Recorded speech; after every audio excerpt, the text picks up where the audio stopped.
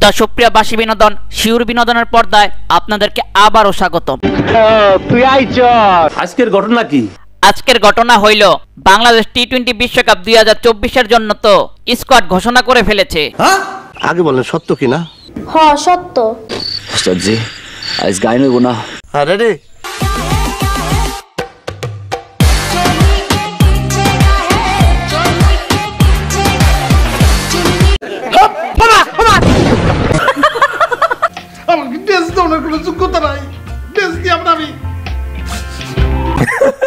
যাই হোক,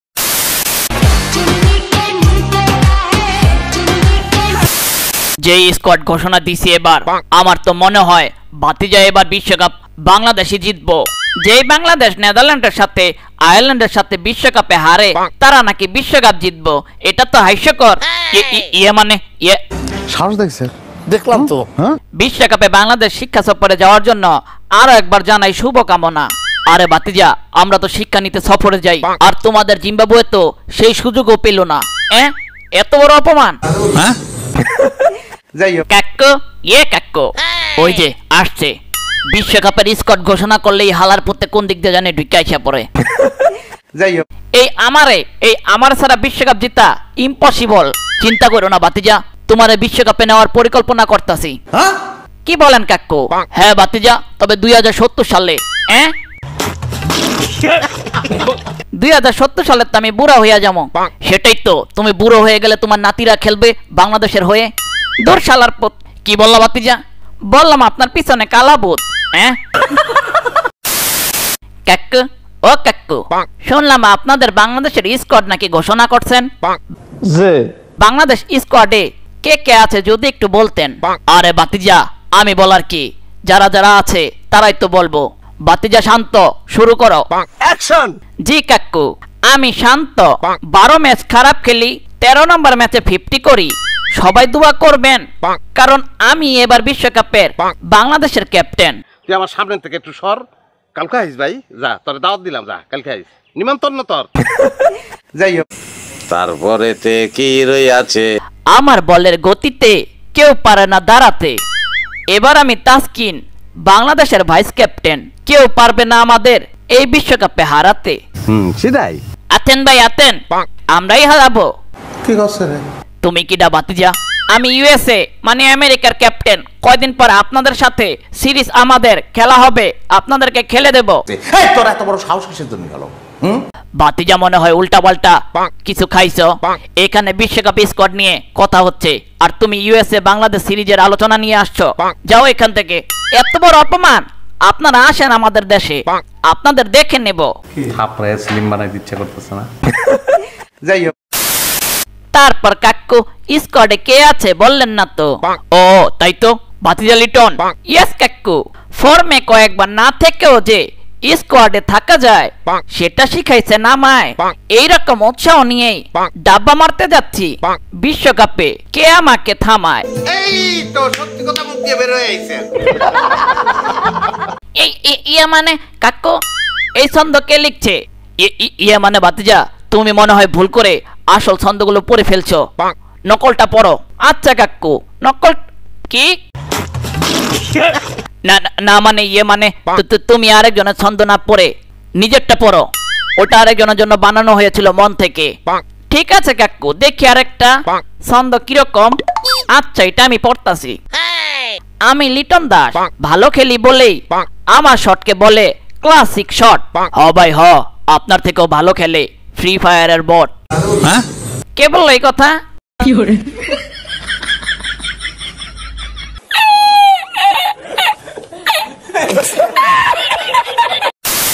তারপরে তে কি রই আছে?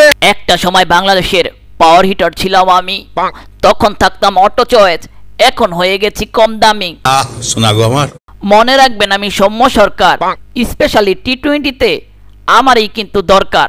তাই বিশ্বকাপ খেলার সুযোগ পেয়েছি। এবার বিশ্বকাপে খেলে সব টিমের করব সারখার। Good, very good. প্রোটোকল অনুযায়ী উন্নতি হয়েছে। ভাই চাপাবাজি কম করেন, মাঠে গেলেই তো ডাক মারেন। চুপ শালা, তোমার ক্যারিয়ার ধ্বংস করে এখন আমার দেখে সহ্য হয় না, তাই আসছো পিন মারতে। ক্যারিয়ার ধ্বংস কে বলছে? আমি আবারও স্বপ্ন দেখি বাংলাদেশের হয়ে খেলবো, একদিন কামব্যাক করব। কবে বাতিজা? তুমি তো নিজের ক্যারিয়ার নিজেই নষ্ট করছো। হুদাই ফিমেল ঝামেলা টিকটকে অ্যাকাউন্ট না খুলে মনের ভিতরে জেদের অ্যাকাউন্ট খুললে হতো, এতদিনে কামব্যাক করতে পারতা। এই একটা কথা আপনি কইছুন, এই ফয়লা একটা কথা আমার ভালো লাগছে ভাইয়া।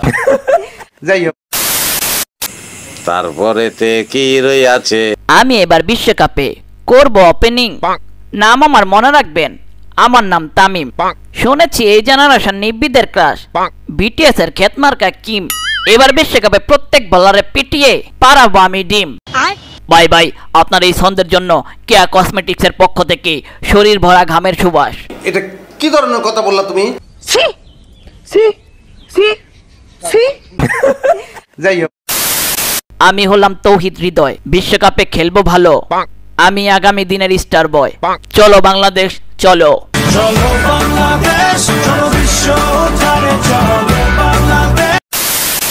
আমার এটা প্রথম বিশ্বকাপ, নাম আমার জাকির আলী অনেক। সব বলাদের পিটিয়ে মনে করাতে চাই 6 বলে ছক্কার গণিত। এইটা কেমন কথা? আদি গায় বুঝাই দেই তোরে। তওবা তওবা। যাই হোক, আমি হলাম শরীফুল ইসলাম, বোলিং করা আমার পেশা। উইকেট পাওয়ার পর আমার মাথা ঠিক থাকে না, প্রতিপক্ষকে সেলিব্রেশন করে চেতানো আমার নেশা। এইটা আমরা জানতাম। তারপরে তে কি রইয়াছে? ভাই আমি তানভীর ইসলাম, আমারও প্রথম বিশ্বকাপ। আমি স্পিন বলার, আমার স্পিনে সবাই হবে কুপকার আর বলবে কি বলার রে বাপ রে বাপ। আম পাতা জোড়া জোড়া মারবো ছক্কা, দেখবে যারা। সবাই বিশ্বকাপে চোখ রাখো। আমি মাহিদি হাসান, ব্যাটিং বোলিং এই সেরা। তারপরেতে কি রইয়াছে? তানজিম হাসান সাকিব, আমি বিশ্বকাপ যাব খেলতে। দেশবাসী দোয়া করবেন কাপ যেন পারি জিতে দেশে আনতে। তারপরে তে কি রইয়াছে? আর আমি রিশাদ হোসেন, আমি স্পিন বোলিং করি, সাথে ব্যাটিং হিসাবে ফিনিশিংও ভালো দিতে পারি। খুবই ভালো স্যার, ফ্যান্টাস্টিক। ইয়ে কাকু ইয়ে, এত এত প্লেয়ার দেখলাম, দলের মেইন প্লেয়ার 3 জন কোথায় গেল? এইটা একটা জ্ঞানের কথা বলছে। না মানে ভাতিজা, তুমি যাদের কথা বলতাছো তাদের এবার বিশ্বকাপ খেলতে যেতে দিব না। হোয়াট মট বুঝি না। পেটে এমন গুতা খাবেন আলসার হয়ে যাবে, রক্ত বমি করবেন। আরে আরে আরে ভাতিজা, এমন করো কেন? সেই 3 জন না খেললে তো বাংলাদেশের খেলাই কেউ দেখবে না। সত্য কথারই হলো নিয়ম। যাই হোক, ভাতিজা মাহমুদুল্লাহ, তাড়াতাড়ি সবার মাথা ঠান্ডা করো। আমি মাহমুদুল্লাহ রিয়াদ, আগের বছর ফর্মে থাকা সত্ত্বেও হয়েছিলাম বিশ্বকাপ থেকে বাদ। চিন্তা করেছি ছক্কার বন্যা বসাবো এবার, কারণ এটা আমার কামব্যাক ও শেষ বিশ্বকাপ। আহারে কি কোন? যাই হোক, আমি হলাম cutter master Mustafizur Rahman, IPL এ সব টিমকে করেছি কুপকাত। কুপকাত করার সময় এবার টি20 বিশ্বকাপ। তারপরেতে কি রইয়াছে? আমি হলাম সাকিব আল হাসান, আমার কেউ বাঁচান। এই কথা বলবে সবাই, কারণ আমি হলাম বিশ্বসেরা অলরাউন্ডার। বোলিং ব্যাটিং এ হয়ে যাই তুফান। তুফান, খুব ভয় পাইছি রে।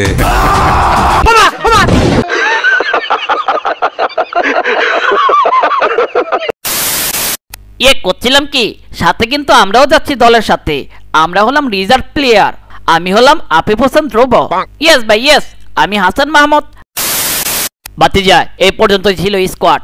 আশা করি এই স্কোয়াড দিয়ে আমরা ভালো কিছু ফাইট ব্যাক দিতে পারবো বিশ্বকাপে। তো সুপ্রিয় বাসী বিনোদন, আপনাদের কি মনে হয় এই বিশ্বকাপের স্কোয়াড নিয়ে বাংলাদেশ বিশ্বকাপে কয়টা ম্যাচ জিততে পারে? এখনই কমেন্ট করে জানিয়ে দিন। তো আজকের মতো এখানেই, দেখা হচ্ছে ইউএসএ ভার্সেস বাংলাদেশ ম্যাচের পর। আর এখন আপনারা লাইক দেবেন না ডিসলাইক দেবেন না কমেন্ট করবেন না সাবস্ক্রাইব করবেন, সব আপনার আছে, অসুবিধা নেই, যেটা খুশি করেন। যাই হোক।